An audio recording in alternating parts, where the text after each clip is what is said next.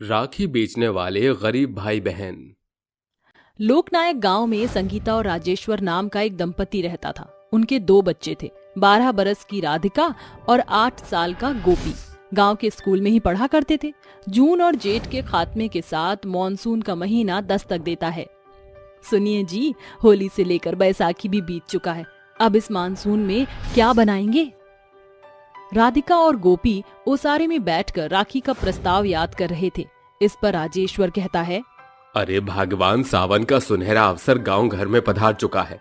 जैसे हम दोनों दंपति दिवाली पर दिए, होली पर रंग बनाते हैं, इस सावन में पड़ने वाली रक्षाबंधन के त्योहार की खातिर हम राखी बनाकर बेचने का काम करेंगे। फिर आप आज ही जाकर राखी बनाने के खातिर रंग बिरंगे चमकीले धागे और सुंदर पट्टियां ले आओ। राखी में ज्यादा वक्त नहीं बचा। राजेश्वर झोला उठाकर राखी बनाने का सामान खरीदने बाजार निकल पड़ता है, मगर लौटते वक्त बाजार के बीच चौराहे पर एक क्रेन उसके पैरों को कुचल कर चल देती है। आस पड़ोस के लोग उसे अस्पताल ले जाते हैं। कुछ पल बाद राधिका बच्चों समेत अस्पताल पहुंचती है। अजी, ये क्या हो गया आपको? अरे कुछ मालूम ही नहीं पड़ा संगीता। जब होश आया तो पैरों तले जमीन ही खिसक गई। अरे मेरे पैर नहीं रहे संगीता। कुछ दिन के अंतराल के बाद संगीता राजेश्वर के संग घर लौटती है। उसी शाम राजेश्वर का बड़ा भाई दिनेश अपनी पत्नी संग वहां आकर कहता है, अरे ये क्या पहाड़ टूट पड़ा मेरे भाई पर। फिर सांची दिनेश के कान में फुसफुसाते हुए कहती है, रिंकिया के बाबा, ईवे जमे का इरादा बाका। अरे खर्चा का घर है, यहाँ रुकना। कोनो भी बहाना बना के आपन डगर धरे के सोचो। अच्छा संगीता, हम चलत हैं। भाई साहब, कुछ पैसे हो तो देते जाइए। एक बार ये संभल जाए तो काम धाम करके लौटा दूंगी। अरे रे रे रे, कैसन बतियावत हो। हम तो खुद बनिया से बाकी दाना पानी लावत हैं। पैसे खर्चने के डर से दिनेश बहानेबाजी करके अपना पल्ला झाड़कर वहाँ से 9-2-11 हो जाता है। आधी रात संगीता दरवाजे पर बैठी कहती है, आज का गुजारा तो जैसे तैसे हो गया, मगर कल बनाने खातिर एक भी दाना नहीं। क्या करूं? तभी उसके दोनों बच्चे उसकी सिसकियां सुनकर उसके पास आते हैं। अरे बच्ची, तुम सोए नहीं? इतनी रात हो गई है। माँ, आप पिताजी को लेकर परेशान है ना? हाँ मेरे बच्चों, उनके खाने और दवाई का खर्चा कैसे चलेगा? घर में एक पैसा नहीं बचा। माँ, पिताजी जो राखी बनाने का सामान लाए हैं, उसे आप मुझे राखी बनाना सिखा दीजिए। मैं और गोपी राखी बनाकर बेचेंगे। इससे घर का दाना पानी चल पाएगा। दोनों बच्चे आधी रात संगीता के साथ बैठकर राखियां बनाना सीखते हैं। राखियां बनाते बनाते सवेरा होने को आ जाता है। वह आंखें मीचकर भूखे प्यासे उन राखियों को लेकर बेचने निकल पड़ते हैं। सुंदर सुंदर रंग बिरंगी राखियां ले लो, चमकीली पीली राखियां ले लो। राधिका की राखियां बेचने की बोली को सुनकर गांव में रहने वाला बबलू उसे रोककर कहता है, अरे ललिया, तनिक यहाँ तो आओ। अरे कौन रंग के राखी है तुम भाई बहन के पास? हाँ, हर एक रंग की राखियां हैं। आपको कौन सी दिखाओ? ये धागे वाली या रेशम वाली बड़ी गुंबद की राखी? हमका तो मालूम नहीं है कि हमारी धनिया को कौन सी राखी रास आई है। वैसन तुम आपन भाई के बांधे के खातिर कौन सी राखी खरीदती? दोनों भाई बहन मुस्कुराते हुए एक ही राखी पर हाथ धरते हैं। अरे वाह, बड़ा याराना लगते हैं तू भाई बहन के बीच। पिछले 8 साल से मैं अपने भाई को यही बड़े फूल वाली राखी बांधती आ रही हूँ। ठीक बा, ई वाली राखी 11 ठो दे दो। उ का है ना कि हमने जोड़ू के 11 भाई हैं। राधिका और गोपी पहली ही बार में 11 राखियां बेचकर बोनी करते हैं और आधे दिन में ही उनकी सारी राखियां बिक जाती हैं। वो घर लौट आते हैं। माँ देखो, सारी राखियां बेचकर हम दोनों भाई बहन ने इतने पैसे बटोरे हैं। राधिका दीदी, माँ तो पिताजी की देखभाल में लगी हुई हैं। अब आज से राखी के दिन तक आप घर पर राखियां बनाना और मैं उन राखियों को गांव बाजार में ले जाकर बेचा करूंगा। हाँ गोपी, तुम एकदम सही कह रहे हो। इससे हमारी राखियां बेचने का काम आधा आधा बढ़ जाएगा। राधिका सांझ को बाजार जाकर और भी राखियां बनाने का सामान खरीद लाती है और कहती है, ये बिजली की रोशनी पिताजी की आंखों में चुभेगी। फिर मेरे साथ साथ माँ, बाबूजी और गोपी की भी रात काली हो जाएगी। मुझे कुछ और करना होगा। वो राखियों का सामान लेकर घर की दीवट पर बैठकर गांव के मैदान को जगमग कर रही रोशनी में आंखें गड़ाए अनेकों तरह की रंग बिरंगी राखियां बनाकर देर सवेर सो जाती है। कुछ देर बाद, दीदी उठ जाओ। राधिका दीदी, अरे राखियां बन गईं। हाँ गोपी, इस बार मैंने और कई तरह के आकार और डिजाइन की रंग बिरंगी राखियां बनाई हैं। दीदी, अब मैं इन राखियों को बेचने बाजार जाता हूँ। 8 साल का गोपी उन राखियों को लेकर बाजार में बेचने पहुंच जाता है। अरे ऐसे तो किसी की भी नजर मेरी राखियों पर पड़ेगी ही नहीं, मुझे कुछ सोचना पड़ेगा। गोपी की नजर एक ठेले पर पड़ी बोरी पर जाती है। वह उसे झाड़कर उस पर अपनी सारी राखियां सजाकर कहता है, सुंदर सुंदर राखियां, अरे आओ आओ बहनों और सजाओ इन राखियों से भाई की कलाइयां। अचानक एक दुकानदार, जिसकी दुकान पर सैकड़ों राखियां लगी हुई थी, वो गोपी के पास आकर कहता है, अरे ओ बच्चे, कैसे बेच रहा है ये राखियां? इन सभी राखियों का दाम राखियों के बेहतरीन काम के अनुसार अलग अलग है। कहाँ से खरीद कर लाया है इतनी अलबेली सुंदर राखियां? ये राखियां मेरी दीदी ने बनाई हैं। मुझे तुम्हारी सारी राखियां चाहिए, बोलो क्या दाम लगाओगे अपनी बहन की बनाई इन राखियों की? गोपी अपने उंगलियों के अंदाज से जोड़ भाग करके कहता है, कुल मिलाकर सारी राखियां 2100 की पड़ेंगी। राखी का व्यापारी झट से गोपी को नकद पैसे पकड़ाकर उन राखी को अपने दुकान पर लाता है, जिसे उन राखियों को बेचकर उसे बेहतर कमाई हाथ लगती है। माँ, दीदी, अरे देखो, आज मैंने पूरे 2100 की राखियां बेची हैं। पता है माँ, एक बड़े दुकानदार ने दीदी की बनाई सारी राखियां खरीद ली और दीदी की राखियों की खूब सराहना भी की है। अरे वाह बच्चों, ये तो तुम दोनों का बड़प्पन है। आज तुम्हारे बल बुद्धि से ही ये घर चल पा रहा है। गोपी, अब एक एक दिन घटता ही जा रहा है। राखी का त्योहार आने में केवल 2 दिन और बचे हैं। हमें इन 2 दिनों में बेहतर से बेहतर कमाई करनी होगी। अरे दीदी, आपने वो कहावत नहीं सुनी, एक से भले 2। हमारी राखियों की बिक्री कल और ज्यादा होगी। दोनों बारीक डिजाइन की अनेकों सुंदर राखियां बनाकर उन्हें बेचने घर से निकल पड़ते हैं। गोपी, हम दोनों भाई बहनों को 2 भागों में बांटना होगा ताकि हम ज्यादा से ज्यादा राखियों को बेच सके। मैं दूसरे गांव की ओर जा रही हूँ, तुम बाजार की ओर जाओ। नन्हे भाई बहन मौसम की मार को झेलकर सारा दिन घुमक्कड़ की भांति चीख चिल्लाकर राखियां बेचते हैं और शाम को घर लौट आते हैं। अगले दिन भी वह इसी तौर तरीके को आजमाते हैं। 2 दिन बाद, इन 2 दिनों के भीतर मैंने 5000 की राखियां बेची हैं। दीदी, आपके भाई ने पिछले 1 सप्ताह के भीतर राखियां बेचने में 25,000 का आंकड़ा आसानी से पार कर दिया। दोनों भाई बहन राखियां बेचकर कमाए हुए रकम को अपनी माँ के हाथों सौंप देते हैं। उस रात राधिका फिर राखी बनाती है। तभी संगीता टोकते हुए कहती है, राधिका बिटिया, अब ये एक और राखी किसके लिए? सभी औरतों ने तो आज ही बाजार में राखियां खरीद ली होंगी। माँ, ये आखिरी एक राखी मेरे प्यारे से राजा भैया के खातिर बना रही हूँ, जो मैं उसकी कलाई पर कल बांधूंगी। अगली सुबह गांव के हर एक घरों में रक्षाबंधन की चहल पहल मची हुई थी। कहीं राखी के गीत तो कहीं बहनों की गूंज सुनाई पड़ रही थी। गोपी, हाथ आगे बढ़ाओ। अरे वाह दीदी, ये राखी तो सबसे सुंदर है। सबसे सुंदर तो राखी का ये त्योहार है, जो भाई बहन को इस रेशम के धागे से जोड़ता है। इस तरह राखी बेचने वाले दोनों भाई बहन बड़े ही प्यार से राखी का त्योहार मनाते हैं। कचौड़ी बेचने वाली सास बहू की सफलता। श्यामली गांव में रहने वाली कंचन और फूलवती सास बहू की जोड़ी घरेलू तौर पर कचौड़ियां बनाकर बेचा करती थी। अरे वाह बहू, तेरे हाथों की तली सारी कचौड़ियाँ कैसे गुब्बारे के जैसे फूल रही है। माँ जी, कचौड़ियाँ जितनी अच्छी बनेंगी बिक्री उतनी ही ज्यादा बढ़ेगी और साथ ही बढ़ेगा कचौड़ियों का उत्पादन। ले बहू, मैंने आलू काट धोकर रख दिए हैं, भंडारा आलू तैयार कर दे। कंचन कचौड़ियां तलने के बाद सब्जी तैयार करती है। दोपहर होने को आ गई है, अब तक कोई भी कचौड़ी खाने नहीं आया। अरे बहू, अपने गांव के भीतर गिने चुने संख्या में तो लोग हैं, हो सकता है देरी में आए। कुछ देर बाद, अब फूलवती भौजाई, अरे कहाँ हो? अरे एक साथ कहाँ ओझल हो गई सास बहू की टोली? शंभू चाचा, आप? बहुरिया, जरा जल्दी से 4 कचौड़ियां और 1 कटोरी चटपटी भंडारा आलू की सब्जी दे दे। क्यों शंभू, सवेरे से कहाँ लापता थे? अरे पूछो मत भौजाई, सवेरे से खेत की बनिहारी में लगा पड़ा था। अब वो तो गनीमत है कि इस गांव में तुम दोनों सास बहू ने घर में ही कचौड़ी बेचने का धंधा खोला हुआ है, वरना हम जैसे बिना लुगाई वाले लोग धूप से जलकर मरकर चूल्हा झोंकते हैं। वो सास बहू अपनी कचौड़ियों के कारोबार से खुशहाल थीं। बहू, कितना भला है ना कि हम घर की देखरेख के साथ इन कचौड़ियों से कुछ पैसे भी कमा लेते हैं। सो तो है माँ जी, हम थोड़े में भी खुश हैं। कचौड़ियाँ बेचकर दोनों सास बहू इतना जोड़ लेती थीं जिससे घर का गुजर बसर साधारण तौर पर चल सके।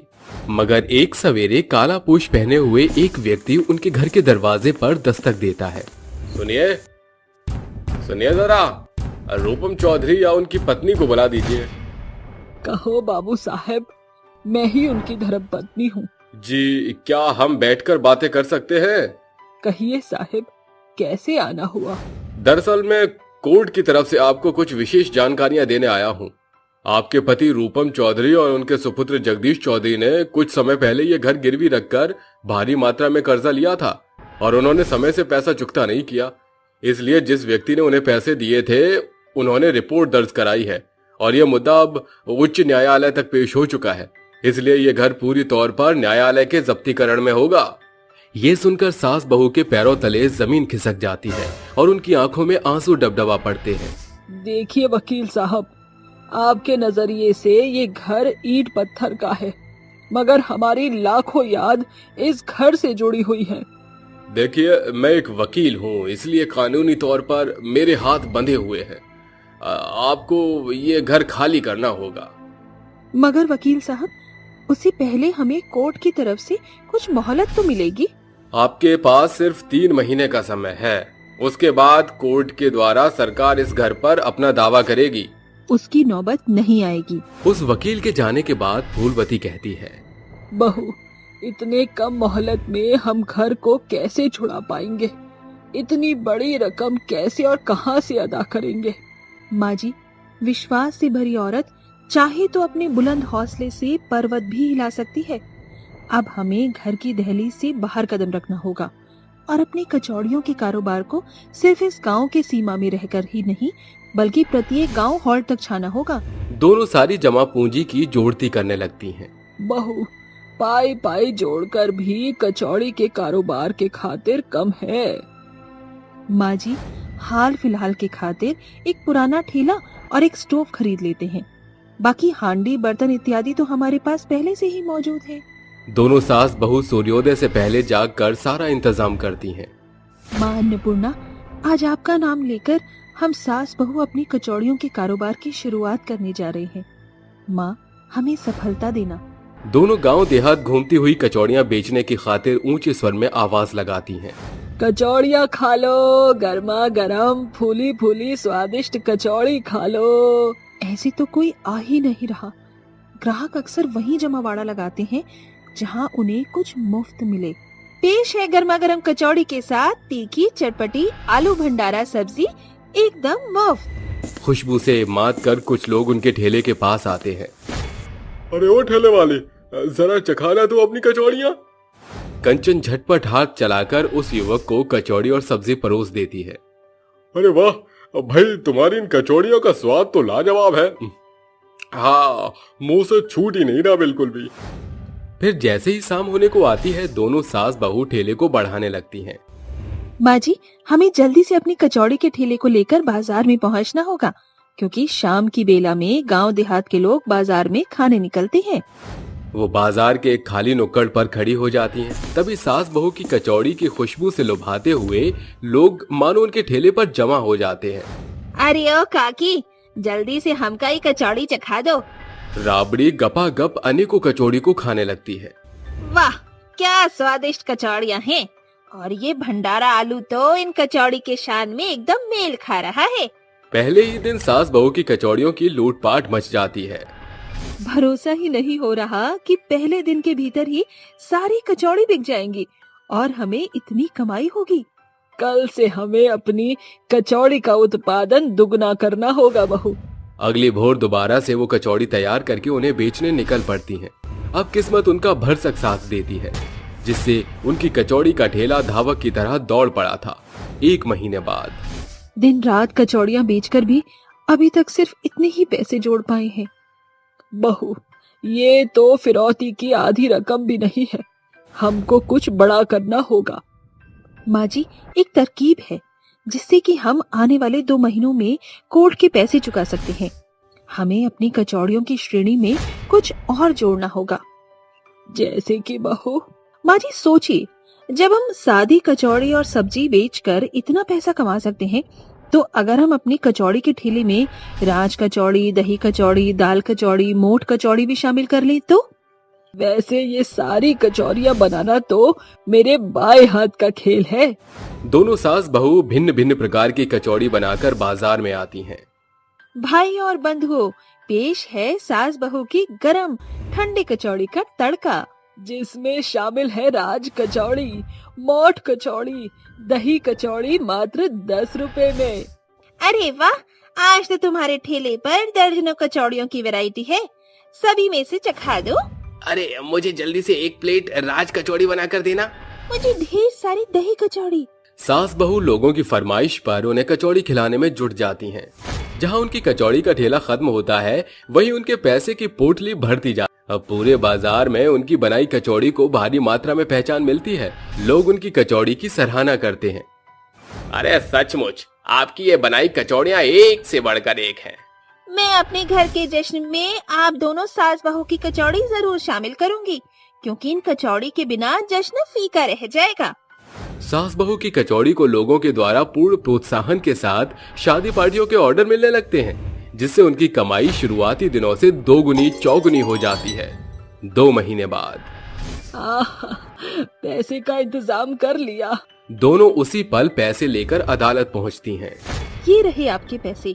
आज से आपका हमारे घर पर 1 पैसे का भी अधिकार नहीं। इतनी बड़ी राशि इतने कम वक्त में कैसे की आपने? मैं तो आपकी शुक्रगुजार हूँ। अगर आप उस दिन नहीं आए होते तो हम सास बहू को अपने हाथों की कलाबाजी की पहचान ही नहीं होती। अपने घर को बचाने के खातिर हमने कचौड़ियां बेची और हम सास बहू को उससे बड़ी सफलता मिली, जिसका श्रेय आपको जाता है।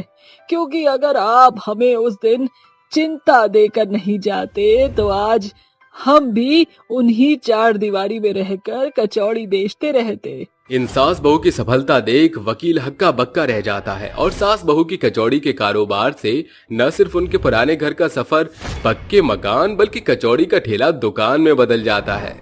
बरसात में जामुन खाने वाली चुड़ैल। कितना अच्छा मौसम हो रहा है, चारों तरफ बारिश हो रही है। इस बारिश में तो जामुन खाने का बहुत मन कर रहा है, लेकिन मैं जामुन खाऊं कहाँ से? इस जंगल के तो मैंने सारे जामुन खा लिए हैं, अब यहाँ तो कोई भी जामुन नहीं बचा।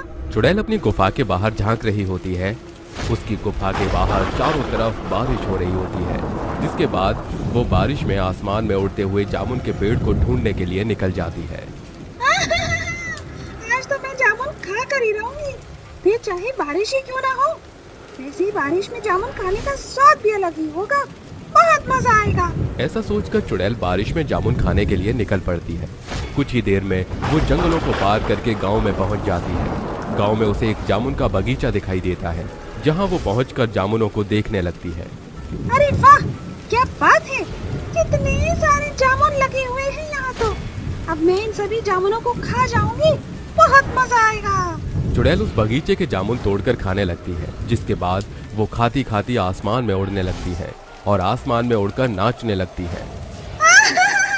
क्या बात है, इस बरसात में जामुन खाकर बहुत मजा आ रहा है।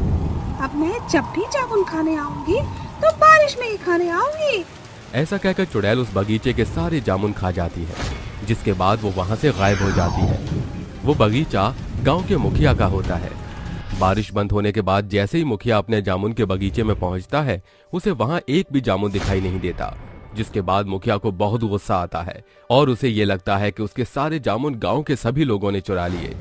इन गांव वालों की इतनी हिम्मत, इन्होंने मेरे बगीचे में आकर चोरी की, इन्हें मैं छोड़ूंगा नहीं, इन्हें तो मैं सजा देकर ही रहूंगा। ऐसा कहकर मुखिया गांव वालों को इकट्ठा करता है और उन्हें कहता है, तुम लोगों ने मेरे बगीचे के जामुन खाए हैं, अब मैं तुम सभी के बगीचों के ऊपर कब्जा कर लूंगा। आज से इस गांव में जितने भी बगीचे हैं वो सब मेरे हुए। अगर तुम में से कोई भी इन जामुन के बगीचे के पास भटका तो मैं उसका बहुत बुरा हाल करूंगा। ऐसा कहकर मुखिया गुस्से से अपने घर के लिए निकल जाता है। मुखिया को यह पता नहीं होता कि जामुन खाने वाला गांव के लोग नहीं बल्कि चुड़ैल होती है। जिसके बाद कुछ दिन तक तो गांव में बरसात नहीं आती।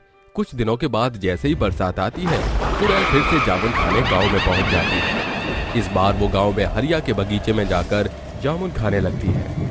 अरे वाह, क्या बात है! एक तो बारिश और ऊपर से ये रसीले जामुन। रहा नहीं जाता, तड़प ही ऐसी है। वाह, मजा ही आ गया। चुड़ैल जामुन खाते खाते फिर से आसमान से उड़ने लगती है। इस बार चुड़ैल को गांव के कई लोग आसमान में नाचते हुए देख लेते हैं। अरे बाप रे बाप, जरा देखो तो सही, ऊपर देखो, ये चुड़ैल जामुन खाते खाते कैसे नाच रही है। अरे हाँ, ये तो एक चुड़ैल है जो जामुन खाते हुए नाच रही है। लेकिन ये चुड़ैल जामुन खाते हुए क्यों नाच रही है? और ये एक चुड़ैल होकर जामुन कैसे खा सकती है? इसका मतलब मुखिया के जामुन के बगीचे के सभी जामुन इस चुड़ैल ने ही खाए हैं। अब तो हमें ये बात मुखिया तक पहुंचानी होगी। गांव के सभी लोग मुखिया के घर पहुंच जाते हैं और उसे चुड़ैल के बारे में बताने लगते हैं। चुड़ैल के बारे में सुनते ही मुखिया कहता है, अरे गांव वालों, तुम ये लोग कैसी बात कर रहे हो? भला एक चुड़ैल जामुन क्यों खाएगी? उसे तो लोगों को खाना अच्छा लगता है। तुम लोगों को कोई गलत फहमी हुई है। अगर आपको हमारी बात पर विश्वास नहीं है तो आप हमारे साथ चलो, हम आपको दिखाते हैं। गांव के सभी लोग मुखिया को बारिश में ले जाकर हरिया के बगीचे के ऊपर उस चुड़ैल को नाचते हुए दिखाते हैं। चुड़ैल देखते ही मुखिया अचंभित रह जाता है, जिसके बाद वो सबसे पहले अपने किए की माफी गांव वालों से मांगता है। देखो गांव वालों, मैंने जो भी किया उसके लिए मुझे माफ कर दो। बिना सोचे समझे मैंने तुम लोगों पर चोरी का इल्जाम डाल दिया। गांव के सभी लोग उसे माफ कर देते हैं, जिसके बाद वो कहता है, अब हम लोग इस चुड़ैल का क्या करें? ये तो मजे से हमारे गांव के जामुनों को खा रही है। इसका हमें कुछ ना कुछ तो करना ही होगा। एक काम करते हैं, किसी तांत्रिक या अघोरी बाबा को बुला लेते हैं। अब वही इस चुड़ैल का इलाज करेंगे। मुखिया उसी समय गांव के सभी लोगों के साथ मिलकर तांत्रिक बाबा के पास पहुंच जाता है, जिसके बाद सभी लोग तांत्रिक बाबा को चुड़ैल के बारे में बताते हैं। अरे वाह, मैंने चुड़ैल को इंसान को खाते हुए तो सुना था, लेकिन जामुन खाते हुए पहली बार सुन रहा हूँ। लेकिन गांव वालों, तुम लोग चिंता मत करो, मैं चुड़ैल को भगा कर ही रहूंगा। चलो मेरे साथ चलो। ऐसा कहकर तांत्रिक गांव वालों के साथ उनके गांव में पहुंच जाता है। चुड़ैल बारिश में जामुनों को खा रही होती है। चुड़ैल को अपने वश में करने के लिए तांत्रिक मंत्र का जाप करना शुरू करता है। ओम ह्रीं क्लीं चामुंडाय विच्चे नमः। ओम ह्रीं क्लीं चामुंडाय विच्चे नमः। ओम ह्रीं क्लीं चामुंडाय विच्चे नमः। मंत्र जैसे ही चुड़ैलों के कान तक पहुंचते हैं, चुड़ैल आसमान में उड़ते हुए अचानक से जामुन के बगीचे में जाकर गिर जाती है, जिसके बाद तांत्रिक उसके पास जाता है और उससे कहता है, कौन है तू और इस गांव में क्या कर रही है? क्यों इन गांव वालों की जामुनों को खाकर इनकी फसल की बर्बादी कर रही है? कौन हो तुम लोग और मुझे जामुन खाने से क्यों रोक रहे हो? तुम्हें नहीं पता मुझे जामुन कितने पसंद हैं। अगर तुमने मुझे जामुन खाने नहीं दिए तो मैं तुम सबको मार डालूंगी। क्या कहा? तू हम सबको मारेगी? रुक, तुझे तो मैं अभी बताता हूँ। तांत्रिक अपनी शक्तियों से चुड़ैल के ऊपर वार करता है, जिसके बाद चुड़ैल बहुत ज्यादा कमजोर पड़ जाती है और वो तड़पते हुए कहती है, मैं जंगल के पास एक गुफा से आई हूँ। मुझे जामुन बहुत पसंद है। मैं लोगों को मारकर नहीं खाती हूँ। जब बारिश हुई तो मुझे जामुन खाने का मन हुआ और जामुन खाने के लिए मैं इस गाँव में आ गई। इस बारिश में जामुन खाने मुझे इतने अच्छे लगेंगे, मुझे नहीं पता था। लेकिन मुझे मारो मत, मैं कोई बुरी चुड़ैल नहीं हूँ। मुझे तो बस जामुन पसंद है। चुड़ैल की ये बात सुनकर गांव का मुखिया उससे कहता है, देखो, अगर तुम्हें जामुन पसंद है तो हम तुम्हें हर रोज एक टोकरी जामुन दे देंगे, लेकिन इस तरह हमारे जामुन के बागों को बर्बाद मत करो। ये सुनने के बाद चुड़ैल उनकी बात मान लेती है, जिसके बाद चुड़ैल कहती है, ठीक है, तुम मुझे एक टोकरी जामुन दे दिया करना। इसके बदले में मैं तुम्हारे गांव की रक्षा करूंगी और कभी किसी बुरे साए को इस गांव में आने नहीं दूंगी। उस दिन के बाद से गांव वाले चुड़ैल को एक टोकरी जामुन दे दिया करते और बदले में चुड़ैल उनकी गांव की रखवाली करने लगती है। मॉडलिंग करने वाली सास बहू। सुजाता अपने पति बांके और बेटे अंकुश के साथ दिल्ली शहर के दिलशाद गार्डन क्षेत्र में रहती थी, जहां पति एक सरकारी मुलाजिम था वहीं अंकुश एक मल्टीनेशनल कंपनी में मैनेजर के पद पर कार्यरत था। सुख समृद्धि की भी कोई कमी घटी नहीं थी। एक सवेरे उनके घर भारद्वी नाम की एक लड़की की तस्वीर आती है। लड़की तो बड़ी ही रूपवती और गुणी है। सभी फौरन रिश्ते की खातिर हामी भर देते हैं। भारद्वी बहू बनकर ससुराल आ जाती है, जहां दोनों सास बहू के बीच सखी सहेलियों सा रिश्ता कायम हो जाता है, जिसे देख बांके कहता है, ये सब क्या है सुजाता? क्या हुआ जी? मुझसे कोई भूल हुई है क्या?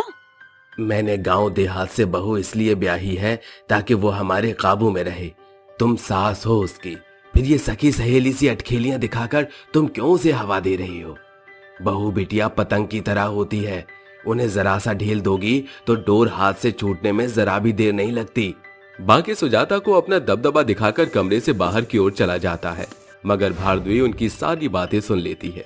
माँ जी, ससुर जी का ये रुझान एकदम गलत है। गलत मैं हूँ बहू। तेरे आने के बाद मैं चहकने लगी थी। उन्हें मेरा खिलखिलाना पसंद ही नहीं। सासू माँ, आपको पता है, रो रो कर आपकी नाक पकोड़े जैसी लाल हो गई है। भारद्वी की बात सुनकर सुजाता हंस पड़ती है। सवेरे घर के पुरुषों के काम पर जाते ही भारद्वी कहती है, माँ जी चलो, आज हम टीवी और पॉपकॉर्न के मजे लूटेंगे और खुलकर जिएंगे। दोनों टीवी पर चल रहे एक मॉडलिंग शो में खो जाती हैं कि सुजाता की नम आंखों से आंसू डबडबा जाते हैं। माँ जी, ये आंसू क्यों? मन ही मन कुड़ने से अच्छा मुझे अपने दिल की बात साझा कीजिए ना। कुछ नहीं बहू, पति और बच्चे के सपने को पूरा करते करते मेरा खुद का सपना अधूरा रह गया।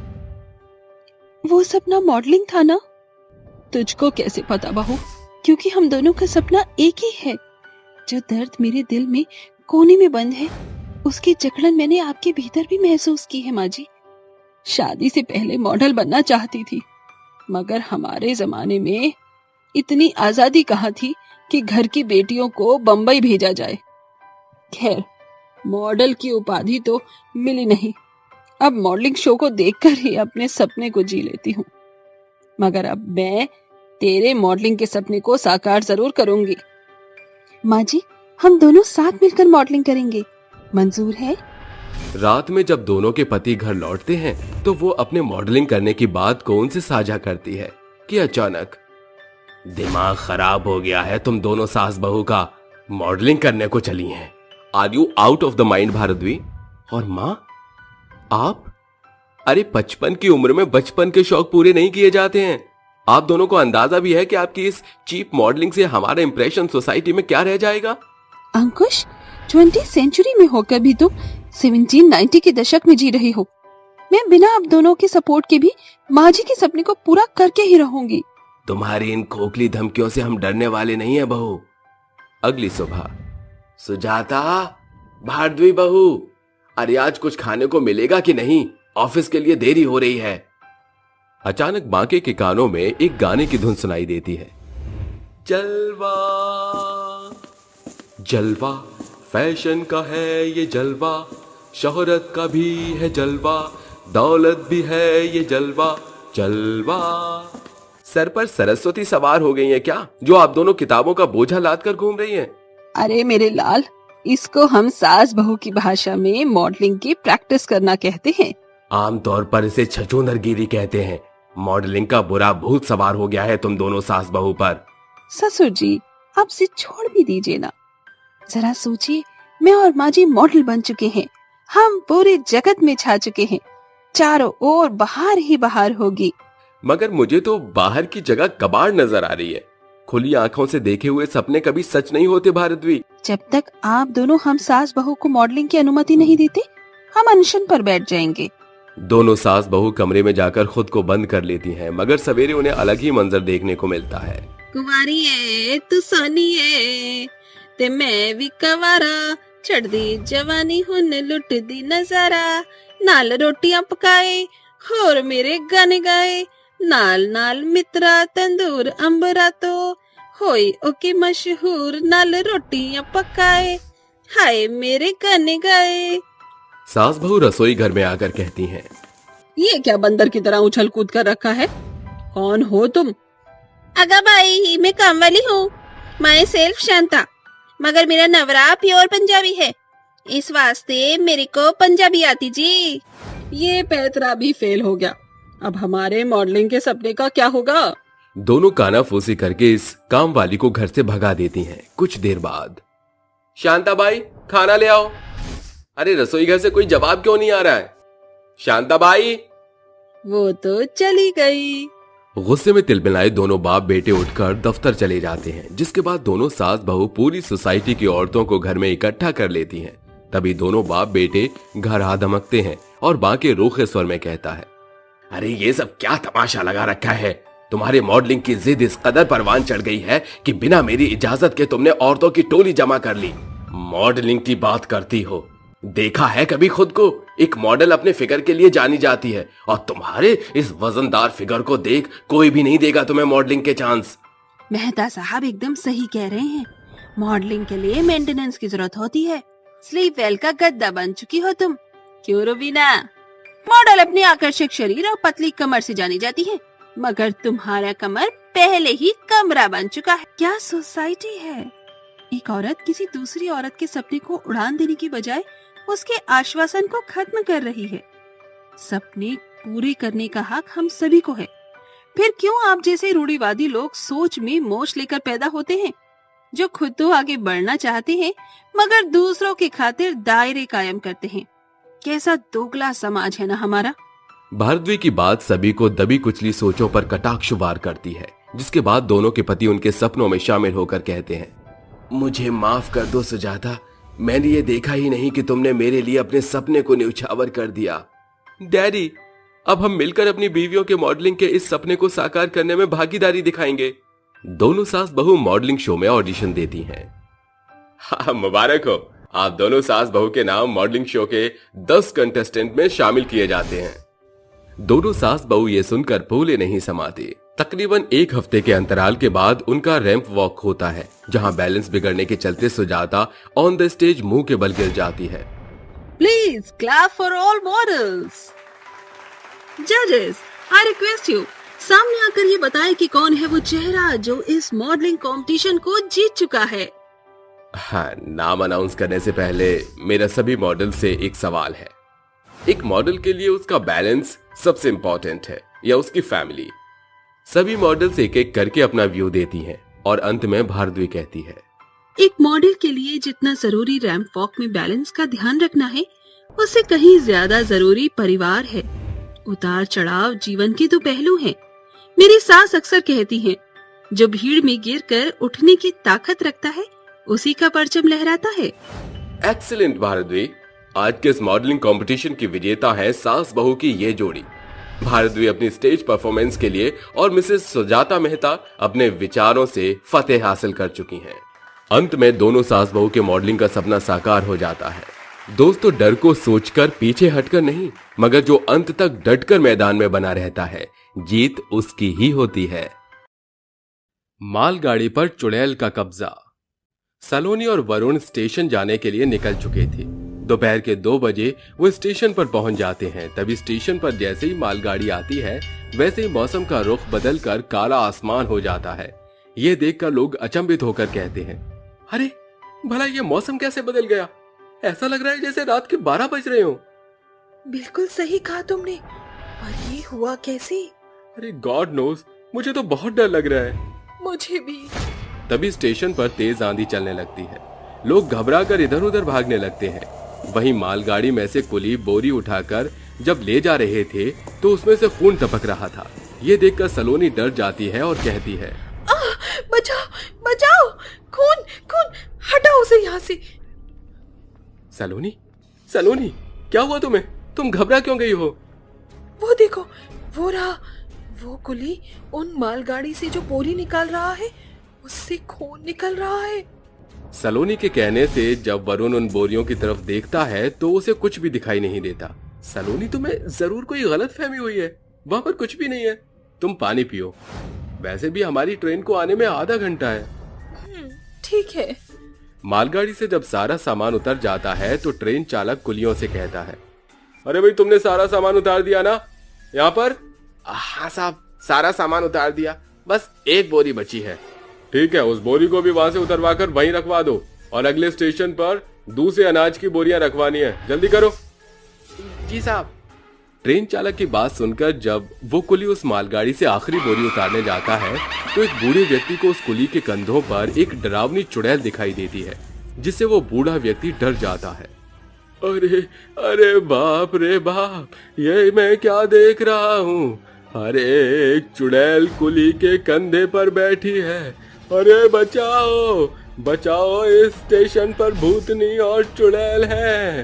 लगता है तूने मुझे देख लिया, आ रही हूँ मैं तेरे पास। अरे अरे बचाओ, अरे बचाओ कोई मुझे, अरे मेरे पास चुड़ैल आ रही है।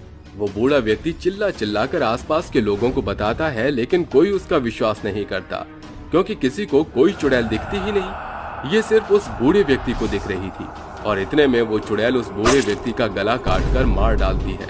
मौजूद लोग उसकी मौत देखकर अचंभित हो जाते हैं। अरे ये हमसे क्या हो गया?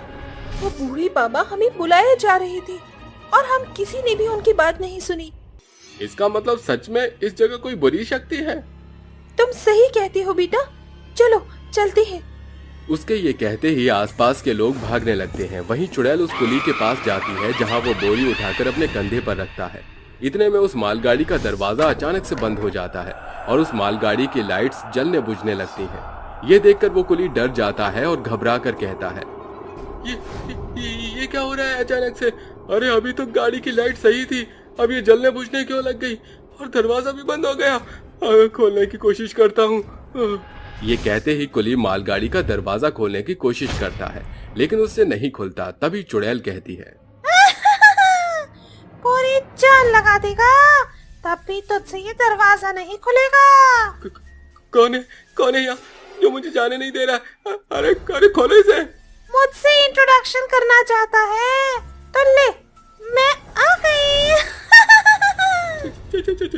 चुड़ैल, अरे अरे छोड़ दो मुझे जाने दो। क्यों मुझे यहाँ बंद कर दिया है? अरे मुझसे इतना डर क्यों रहे हो? तुम तो मुझे जानते हो ना। ओहो, अब भी नहीं पहचाने क्या? चलो मैं याद दिलाती हूँ। ये बोलते ही चुड़ैल उसे कुछ ऐसा बोलती है जो उस कुली को याद आ जाता है और वो कहता है, नहीं नहीं नहीं, ऐसा नहीं हो सकता। तुम वापस कैसे आ सकते हो?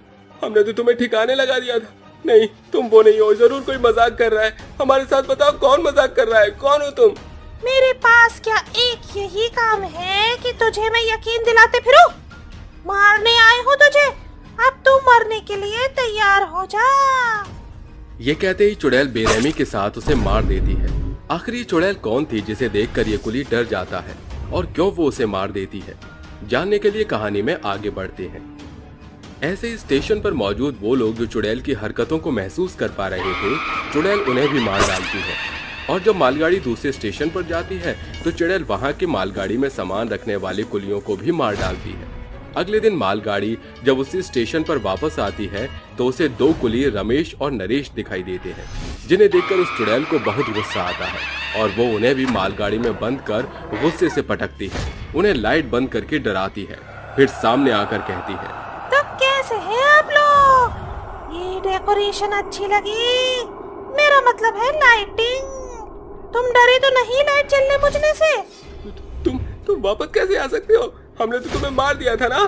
हाँ, मार दिया था, इसीलिए अपनी मौत का बदला लेने आई हूँ। और अब तुम्हें मैं इसी तरह मारूंगी जैसे तुमने मुझे मारा था। देखो हमें माफ कर दो, हमसे बहुत बड़ी गलती हो गई है। वो जाने अनजाने में हमसे हो गया था। मुझे माफ कर दो, हमें छोड़ दो। मार डालूंगी, किसी को नहीं छोड़ूंगी। ये बोलते ही सुरेश उस मालगाड़ी का दरवाजा खोलने की कोशिश करता है, मगर उससे नहीं खुलता। मालगाड़ी में कोई शीशा नहीं था जो वो बाहर के लोगों से मदद मांग सके, इसलिए वो पास से लोहे की रॉड से दरवाजा खोलने की कोशिश करता है। तभी वो दोनों भाग जाते हैं। ये भाग कैसे गए? कैसे खुल गया इनसे ये दरवाजा? मार डालूंगी इन्हें। ये बोलते ही चुड़ैल उन्हें पकड़ने के लिए भाग जाती है। वो दोनों कुली भी पब्लिक में जाकर छुप जाते हैं। प्लीज हमें बचा लीजिए, हम लोग को बचा लीजिए, वरना ये चुड़ैल हमें मार डालेगी। अरे क्या चुड़ैल? हाँ प्लीज हमें बचा लीजिए। कहाँ छुपे बैठे हो डरपोक लोग? पल्लों की आड़ में, औरतों के पीछे क्यों छुप रहे हो? सामने आओ, जैसे उस दिन सामने आए थे। अगर कोई भी उन दोनों को बचाएगा तो मैं उसे भी मार डालूंगी। अरे तुम उन मासूम लोगों को क्यों मारना चाहती हो? आखिर क्या बिगाड़ा है उन्होंने तुम्हारा? इन दोनों ने मुझे बड़ी बेरहमी के साथ मार डाला था, इसीलिए मैं इन्हें नहीं छोड़ूंगी। उस दिन की बात है, मैं बहुत गरीब थी। अपने बच्चों के लिए जैसे तैसे मुझे कुली की नौकरी मिल गई और मैं काम करने लग गई। जैसे तैसे बोरी उठाकर मालगाड़ी से सामान उतार लिया करती थी। तभी ये तीनों कुली मेरे पास आए। अरे भला किसी नाजुक कमसिन औरत पर ये बोरी उठाने वाला काम शोभा देता है क्या? और क्या, क्यों कर रही हो ये नौकरी? अच्छा खासा मैंने अपने दोस्त के लिए बात कर ली थी, लेकिन अधिकारियों ने इसको काम पर रख लिया और मेरा दोस्त रह गया। बेहतर होगा तुम ये नौकरी छोड़कर चली जाओ। देखिए, ये काम मैं अपने बच्चों के लिए कर रही हूँ, मजबूरी में। बड़ी मुश्किल से मुझे यहाँ नौकरी मिली है और मैं इसे किसी भी कीमत पर नहीं छोड़ूंगी। अरे ये ऐसे नहीं मानेगी, चलो। ये बोलकर तीनों चले जाते हैं। रात के समय स्टेशन पर कोई भी नहीं था। शालू बचा हुआ सामान मालगाड़ी में रख रही थी। तब तीनों आकर मालगाड़ी को बंद कर देते हैं और जोर जबरदस्ती करके उसे मार डालते हैं। शालू के मरने से तीनों डरकर उसकी लाश को मालगाड़ी की बोरी में ही डाल देते हैं, जिससे किसी को भी उन पर शक न हो, और मरने के बाद वो चुड़ैल बन जाती है। तब से मेरी आत्मा उस मालगाड़ी में भटक रही है। जब तक मैं इनको नहीं मार लेती, मुझे मुक्ति नहीं मिलेगी। अरे इन दोनों कुलियों ने इस लड़की के साथ बहुत नाइंसाफी की है। पकड़ो इन्हें और मारो। नहीं, ये मेरे शिकार हैं, मैं ही इन्हें मारूंगी। ये कहते ही चुड़ैल बेरहमी के साथ उन दोनों को मार डालती है, जिसके बाद उसकी आत्मा को मुक्ति मिल जाती है।